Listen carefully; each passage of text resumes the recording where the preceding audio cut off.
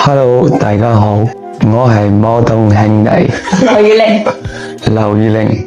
逢禮拜五咧，我咧都係預備講啲劇集，係。但係今次咧，我諗諗下，不如講埋呢個人物。係，點解咧？因為咧，在早之前我介紹過一套內地嘅劇咧，就叫做《書卷入夢》嘅，你記唔記得？記得。係啦，我話好夠癲啊！嗰套戲係咪又有穿越啊？咁樣嘅幾得意噶咁樣。咁當中咧嗰個男主角咧就叫做劉宇玲。OK。咁有好多朋友話俾我聽，哎呀，佢嗰套折腰啊，仲好睇啊，咁樣吓。哇！我發覺漸漸係好多人，唔係因為我介紹下，因為呢個男仔係好多人中意嘅喎。咁我哋而家咧，即係譬如追一個星咁樣講咧，就唔係淨係睇佢作品噶嘛，梗係要睇埋佢前塵往事啊、佢嘅來歷啊咁樣啦，係咪？咁呢個男仔係點樣咧？咁佢咧就係90年出世嘅，咁響東北人嚟嘅。咁佢屋企咧就好窮，爸爸咧好早咧就過咗身，媽媽咧就改嫁，於是咧佢就響爺爺嫲嫲屋企咧就係長大嘅咁樣。咁佢哋咧就係攞一啲好微薄嘅退休金咧咁啊養大佢嘅咁。咁佢咧就自己不嬲咧細個咧都好中意唱歌，但係就好唔實際嘛。如果你話中意唱歌，點樣唱啊？點樣入行啊？係咪唱得咁好啊？唔知咁樣。咁佢到13、14歲嗱，我呢啲咧全部咧都係睇網上啊，嗰啲 fans 啊，或者係講佢故事啊，所以咧我知有啲好大客 fans，你知唔知啊？你講錯一句咧，佢即刻又要更正你。12歲又唔係13歲。係啦，即係我盡量記得嘅就講，如果有啲咩唔啱嘅，咁啊請指正下咁。咁佢就去廚藝學校嗰度咧，就諗住學做廚師嘅。咁就做廚師唔係你話一學咁樣就出嚟就係做廚師嘅啦嘛，係咪先？咁就即係好似學唔知2、3年啊，咁啊中間叫佢切嘢啊、執下麻啊咁樣咁佢覺得好似冇乜興趣，咁於是乎咧就係走去做好多嘢，有做 waiter 啦，又響即係啲服裝店度做 sales 啦，即係乜嘢嘅呢啲散工都有做。咁其中一個故事咧就係點解咧？因為佢而家咧係成日開 live 嘅，佢一個係非常之勤力嘅人。如果佢唔係拍嘅劇集，唔係開演唱會，唔係入綜藝節目咧，佢就開 live。開 live 咧就一路講自己嘅嘢啦，咁樣。咁佢話咧，佢以前咧好窮嘅時候咧，做 sales 咧得2蚊喺個身度。咁然之後大家咧就中間有得放食飯噶嘛，係咪？咁啊放食飯，咁佢2蚊佢點樣食嘢咧？咁佢就炸地走出去，就行一個圈，行咗即係7個字、8個字翻嚟，炸地食咗，就炸地食咗。點解做緊 sales 嗰時都咁拮據咧？唔係，佢屋企有2老，係咪先？咁樣佢都唔係話一個有錢，唔係而家啲好有錢嘅人嚟嘅，窮嘅係即係非常之草根嘅咁。咁佢做完一輪咧，咁佢自己諗下都係要向唱歌嗰方面發展。咁啊，於是乎咧就有個朋友就話：喂，我哋酒吧啱啱走咗一個唱歌嘅人，咁不如你嚟啦，做駐唱啦咁樣。咁佢咪去酒吧度試，俾個老細聽咯。咁啊試完之後咧，嗰陣時咧就係佢人生咧好低潮。咁幾多歲嗰時大約？我諗都係17、18歲嘅啫。咁佢就好低潮，咁啊覺得翻去就熄咗個電話，因為你都冇即刻應承我，多數係唔得噶啦咁樣。咁熄咗電話咧3、4日，到第5日咧開翻啦咁樣。咁啊朋友話你得咗啊，酒吧請你啊咁樣。咁於是乎咧佢開始喺個酒吧度唱啦。咁中間咧佢就揾咗幾位咧志同道合嘅朋友。咁啊搞咗一隊咧，而家都仲有喺度嘅，就叫摩登兄弟嘅樂隊。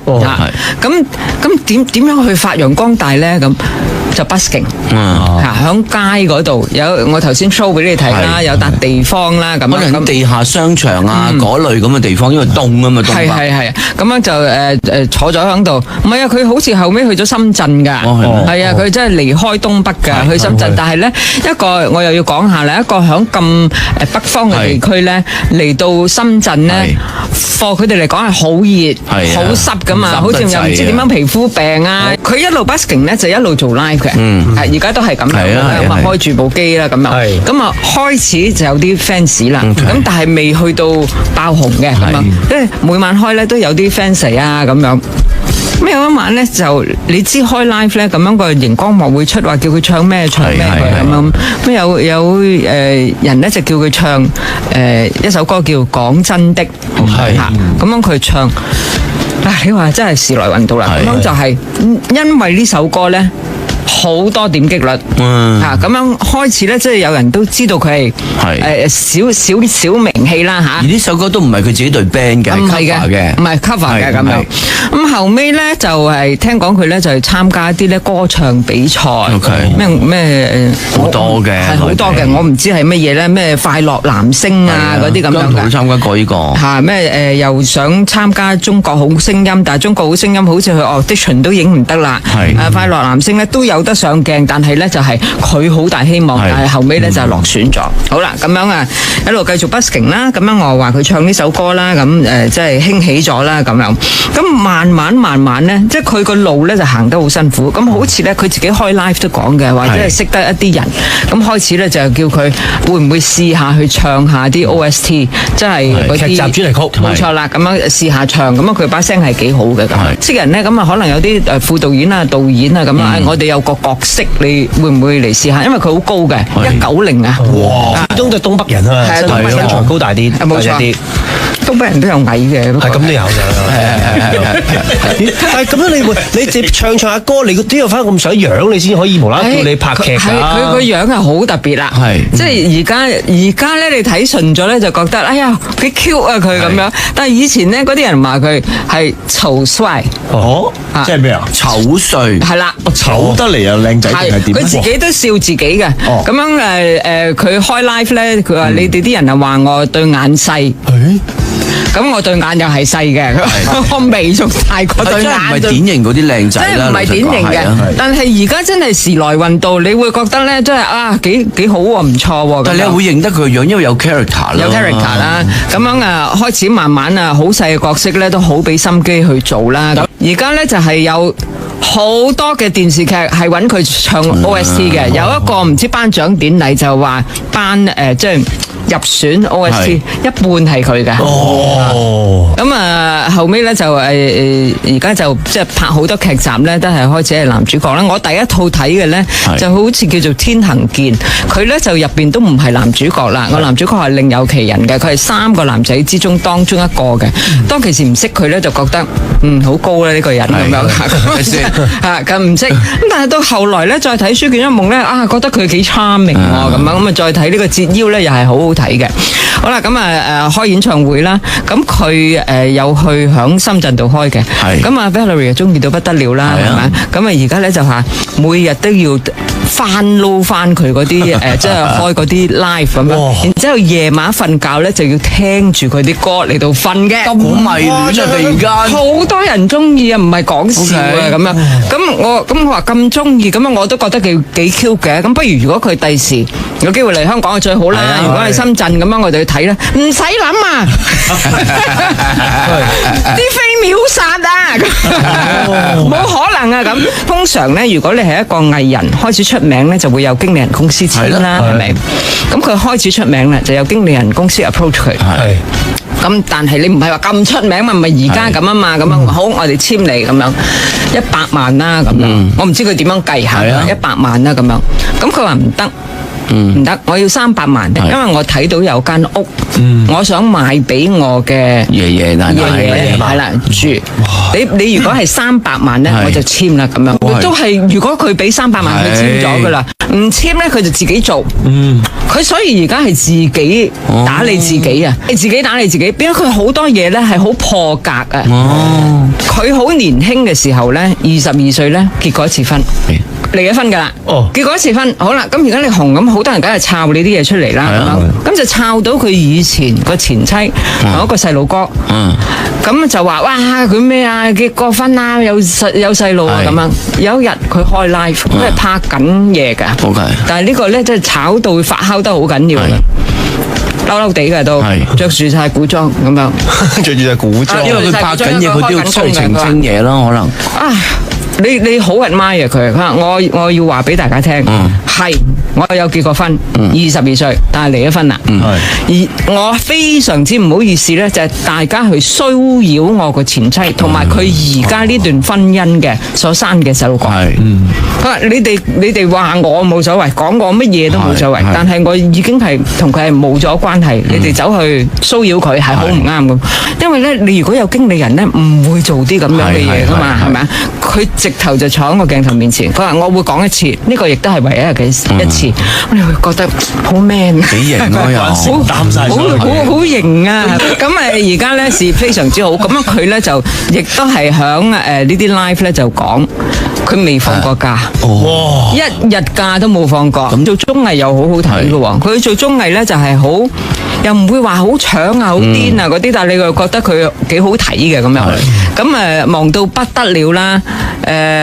譬如佢做伴郎都咁好嘅喎，佢有個老友記叫黃子韜，咁最近就擺酒結婚，咁請佢做伴郎，咁佢就真係忙到去廁所都唔得閒，咁但係咧佢應承咗佢，咁做完咗唔知一單兩單嘢，就喺車嗰度咧，咧就去咗個現場咧，就喺度換西裝，佢係好本分嘅，佢唔會即係好似你哋咁樣，我幫你擋酒嗰啲。咁做伴郎唔擋酒做咩？佢有需要嘅時候，微笑地出嚟，主角係人哋啊嘛，係咪一對新嘅 humble 咁樣嘅，係真係好有風度，即係冇噶啦。而家睇親乜嘢咧，都覺得佢好高分啊咁咧。我係好概括咁樣講咗呢個人嘅故仔啦，咁樣。而家佢就算係拍劇集咧，佢都帶埋一個 acting coach 嚟㗎。佢埋位咧，佢係唔使攞劇本嘅，佢係記晒所有台詞。但係即係總之佢有個 acting coach 同佢話個戲點樣做啊，因為佢冇參加過正式嘅即係呢啲演藝嘅課程啊嘛，咁所以佢對自己嘅 career 係好認真嘅。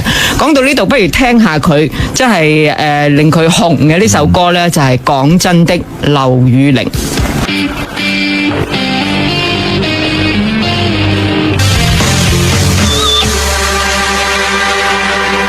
我頭先漏咗講一樣嘢咧，就係咁，佢而家開好多 concert 咧。以前咧就係響街度 busking 係咪？而家係幾萬人嘅 concert 啦。佢自己嘅歌多唔多㗎？多，非常多，非常之多。同埋啲人話佢，你咁短時間可以咁紅，係咪有幕後咩？佢話冇啊，邊度有人幫嘅啫？咁樣佢即係個好咧，就係佢可以開 live 一路，你有咩 question 咧，佢真係好清心直說。咁佢因為自己窮過啦，咁樣而家開演唱會啦。最近啲演唱會咧，佢同嗰個主辦即係嗰個 venue 嗰個地方，譬如你紅館咁樣咧，咁佢同佢講，可唔可以入嚟睇我嗰啲人自己帶水入嚟？因為喺你呢度買水咧好貴一支。咁你話係咪咁好嘅？sweet 到死！係啊，即係佢會記得翻自己捱窮嗰啲日子，即係有好多 fans。我有今日咧，就因為佢哋。咁樣我而家好啦，咁樣但係佢哋買一張飛可能都好貴，可能係唔知即係坐邊度高鐵嚟睇我嘅咁樣，咁可唔可以？係啦，咁入嚟你買你一支水，即係咁長嘅 concert 都會口渴，可唔可以佢自己帶水入嚟？咁啊俾佢申請到喎。係啊。咁啊，真係冇忘記自己初心。冇錯啦，冇錯啦。咁樣今日個古仔咧，嗱，我哋剩低啲時間，我都想即係聽下你哋嘅意見啦。咁你覺得係點樣咧？堅持要追夢啊？永不放棄啊？因為你覺得佢係天時地利人和咧？唔係，其實我覺得有陣時你天時地利人和，你都要有個人好 ready 先啦。人和就係話你個人本身要 ready，你先食到個機會噶嘛。但我覺得劉宇寧呢個故事咧，佢係嗱，我好相信佢，因為佢細個咁窮嘅時候，佢冇話 set 到自己，我要追我唱歌嘅夢，追到我30歲仲唔得咧，我就翻去做餐廳啦。佢試過幾行啦，頭先我都話俾你聽，學又去學過啦。喂，但係你唔好話喎，佢學嗰啲係冇嘥過，而家成日上啲綜藝咧就煮飯啊、切嘢啊、煮下嘢都好啊。哇！所以我覺得，但係佢我講埋咧，就係佢係發覺自己係中意唱歌，咁樣啊，仲有一樣好事，佢話點解佢會走去希望試下做呢行咧？佢話因為咧有一晚佢發個夢，發到自己做咗明星，咁係咪可以諗下咧？咁樣，因為我覺得佢呢隻佢完全唔係諗住追夢，佢細嗰時我嘅興趣好大唱歌，咁你咧要有咁嘅初心，先至咁啱天時地利人和咧而紅得出嚟。